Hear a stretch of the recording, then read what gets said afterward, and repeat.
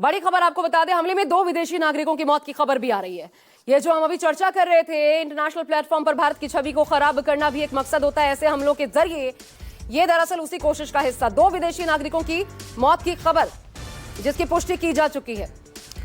और कितना खुशनुमा माहौल था आप इससे समझ सकते हैं। देखिए और कैसे बदलाव आया है जम्मू कश्मीर के भीतर। आंकड़ों की जुबानी हम इसे समझने की कोशिश करें तो 2021 से देखिए 1,13,16,534 ये पर्यटकों की तादाद थी पहुंचने वाले। फिर 22 में 1,88,00,000 से पार ये संख्या चली गई। 2023 में 2,11,00,000 ये संख्या चली गई। 2024 में 2,35,90,81 लोगों ने जम्मू कश्मीर का दौरा किया, पर्यटक। और एक और बहुत इंटरेस्टिंग खबर सामने आई थी कि टुलिप गार्डन को देखने के लिए श्रीनगर में 8,25,00,000 पर्यटक इस बार पहुंचे थे। यह अंदाजा लगाइए, जबकि 2024 में यह संख्या 4,45,000 विजिटर्स की रही थी। यह लगभग डबल यह आंकड़ा। और इस तरीके से इन्होंने अपने इन मंसूबों के जरिए हतोत्साहित करने की कोशिश की है पर्यटकों को, जो सीधा सीधा ये आप ये कह सकते हैं कि यह आतंकी जो लोग इनको शय देते हैं दरअसल उनके भी नहीं है। अगर लोकल लेवल पर इनको सपोर्ट किया जाता है तो वो उनके भी नहीं है जो इनको शय देते हैं, क्योंकि अगर पर्यटकों पर प्रभाव पड़ता है, उन पर हमले होते हैं, तो सीधा सीधा इसका मतलब है कि व्यापार पर असर पड़ता है। व्यापार पर असर पड़ने का मतलब यह है कि जो स्थानीय लोग हैं एक तरीके से ये उन पर ही हमला है। नैन साहब, ये मैं सही कह रही हूं कि ये आतंकी अब साफ समझ आ चुका है कि ये भारत के खिलाफ एजेंडा चलाने के लिए किसी भी हद तक जाने को तैयार है, वो स्थिति है।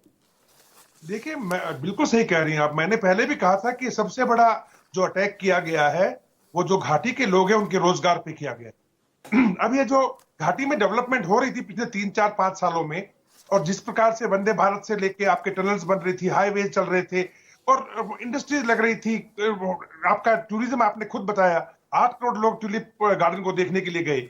ये सब संदेश हमारी सरहद के पार जो पीओके का इलाका है हमारा और जो गिलगिट बल्तिस्तान है उसमें भी पहुंच रहा था, और वहां पे बड़ी आवाजें उठनी शुरू हो गई थी।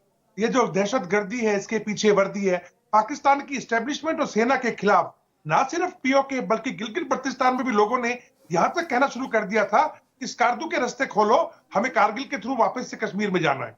यानी उधर भी देखिए आप कि जो डेवलपमेंट है उसका असर वहां जा रहा था, और हर तरीके से जो पाकिस्तान की एस्टेब्लिशमेंट है वो घिरती जा रही थी। लिहाजा चारों तरफ से घिरी उस एस्टेब्लिशमेंट ने सिर्फ एक ही रास्ता देखा कि अपनी छवि बचाने के लिए कि क्यों ना भारत के साथ में कोई ऐसा हादसा किया जाए, कश्मीर मुद्दे को वापस से उछाला जाए, इंटरनेशनली भी और जनता के लेवल पे भी उसका फायदा उठाया जाए। सर, मैं एक चीज आपसे समझना चाहती हूँ, ये एफएटीएफ कई बार वहां से ये ग्रे लिस्ट में शामिल हो चुके हैं, ब्लैक लिस्ट करने की बात होती है एफएटीएफ के जरिए।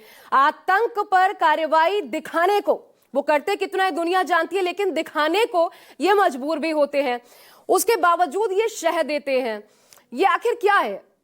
पाकिस्तान क्या करना चाहता है, और क्या ये दुनिया की निगाह में होते हुए अगर पूरी तरीके से रोक नहीं लग पाती तो इसको कैसे समझें? क्योंकि हम तो वैश्विक मंचों पर जाके कह चुके हैं, यूएन में कह चुका है भारत कि अगर आतंक पनपेगा तो पूरी दुनिया इसकी जद में आएगी। देखिए, जियोपॉलिटिकल लेवल का एक मुद्दा है। देखो कि जो इससे पहले जो बाइडेन थे अमेरिका के अंदर, और जो डीप स्टेट था वो इस चीज की परवाह नहीं कर रहा था कि पाकिस्तान अटैक करता है या टेररिस्ट को जो सपोर्ट करता है कि नहीं करता। पर जब से डोनाल्ड ट्रंप आए हैं मामला बिल्कुल एकदम से उल्टा हो गया, बिकॉज डोनाल्ड ट्रंप ने जो है हमेशा कहा है कि वो टेररिज्म के खिलाफ है, नंबर 1।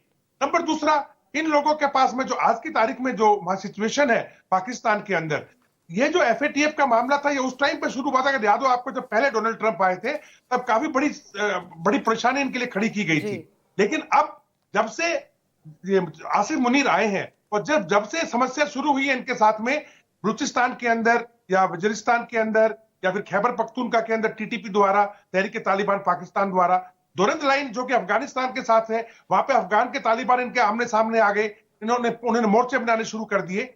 ऐसे में हर तरफ से इनकी थू-थू हो रही थी। 1600 लोग पिछले 1 साल के अंदर बलूच लिबरेशन आर्मी ने सेना के मार गिराए, तो 2024 के अंदर, और इस साल का आंकड़ा 300 से ज्यादा ऊपर पहुंच चुका है। खुद सेना के अंदर पाकिस्तान की जो है उनके चीफ जो अपने पाकिस्तान के सेना अध्यक्ष हैं आसिफ मुनीर, उसके खिलाफ लोगों ने चिट्ठियां लिखनी शुरू कर दी कि आप जब से सेना अध्यक्ष बने हैं, सेना की छवि गिर गई, जनता में इमेज गिर गई और हमारी कोई कदर नहीं रही।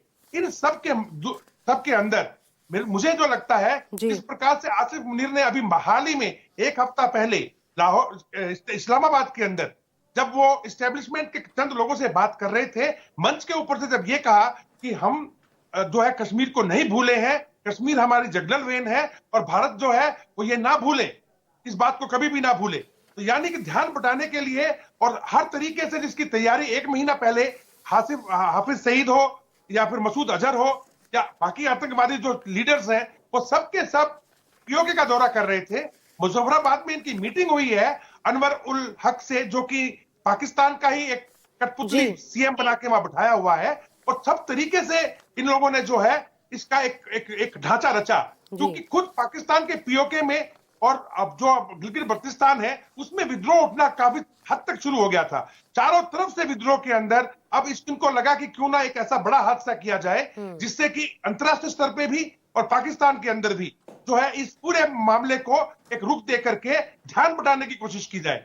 पर मैं एक अगर आप इजाजत दे तो मैं एक बात कहना चाहूंगा। जल्दी से देखिए, ये 4-5 आतंकियों को मारना हमारा सिर्फ मकसद नहीं होना चाहिए, ये तो मारे जाएंगे, लेकिन जिन लोगों ने ये गंदी पूरा का पूरा तो वहशियाना जो ड्रामा रचा है, वो लोग हैं पाकिस्तान की आर्मी। तो अब हमें पूरी एलओसी के ऊपर जो इनके ट्रेनिंग कैंप्स बनाए हुए हैं, जो इनके लॉन्चिंग पैड्स हैं और जो आर्मी के बंकर्स बने हुए हैं, हम लोगों ने बिना वजह के सीज फायर चलाया हुआ है। देखिए, ये सीज फायर भी पाकिस्तान के जो पूर्व सेना अध्यक्ष थे कमर बाजवा, उसने अपने फायदे के लिए, क्योंकि वो चाह रहे थे कि सेना यहां से हटा करके वो अफगानिस्तान की तरफ लगा दे ताकि अफगान तालिबान से जो लड़ाई चल रही थी उसके अंदर सुरक्षा मिल जाए। तो उन्होंने बड़ा चालाकी से बोला सीज फायर कर देते हैं, लेकिन ये सीज फायर अभी हमें उन्हें खोल देना चाहिए, बंद कर देना चाहिए। ठीक है सर, ये बहुत इंपॉर्टेंट पॉइंट आपने उठाया है, मैं इसको समझने की कोशिश करूंगी। संजीव मेरे साथ बने हुए हैं, लेकिन जरा ये भी बता दें, क्योंकि सरकार जब गिनवाती है कि कैसे बदल रहा है जम्मू कश्मीर और क्या क्या बदलाव उसमें आए हैं, तो जैसा मैंने पहले कहा था कि कम से कम 35,000 पंचायत सदस्य चुन करके आए, 2 करोड़ 11 लाख से ज्यादा पर्यटक पिछले साल, पत्थरबाजी खात्मा, आतंकवादी घटनाओं में 92% की कमी, ये आज का तथ्य है जो जम्मू कश्मीर में किस तरीके से विकास की बयार बह रही है बताता है। 31 साल बाद रात में थिएटर्स खोले गए, 34 साल बाद राज्य में जुलूस निकाला गया, राज्य का पहाड़ी, गुर्जर, बकलवार, वाल्मीकि, इन तमाम समुदायों को आरक्षण मिला, हर घर तिरंगा अभियान जम्मू कश्मीर में हमने देखा, फॉर्मूला 4 कार रेसिंग, ये आयोजन भी हमने जम्मू कश्मीर में देखा। तो कितना बदला था, और यही बदलता जो वातावरण था दरअसल पर्यटकों के भरोसे का कारण बना, लेकिन उसी भरोसे को तोड़ने की कोशिश ऐसी घटनाओं के जरिए ये आतंकी कर रहे हैं। लेकिन संजीव, सवाल यही है कि क्या ये जो पीओके पर, क्योंकि खुलकर अब तो सरकार पीओके को लेकर खुलकर बोलना शुरू कर चुकी है, तमाम मंत्री इस पर खुलकर बयान देते हैं, तो दरअसल एक वो भी चिढ़ साफ साफ नजर आती है क्या? और सीज फायर, उसके पीछे पाकिस्तान का मकसद ये तो भारत बखूबी समझ रहा होगा, तो फिर उस पर अलग एक्शन क्यों नहीं? देखिए, पहले तो ये बात समझ लेनी चाहिए कि हाल के दिनों में जिस तरह से केंद्र सरकार ने हालात संभाले थे, उसका असर ग्राउंड लेवल पर दिख रहा था।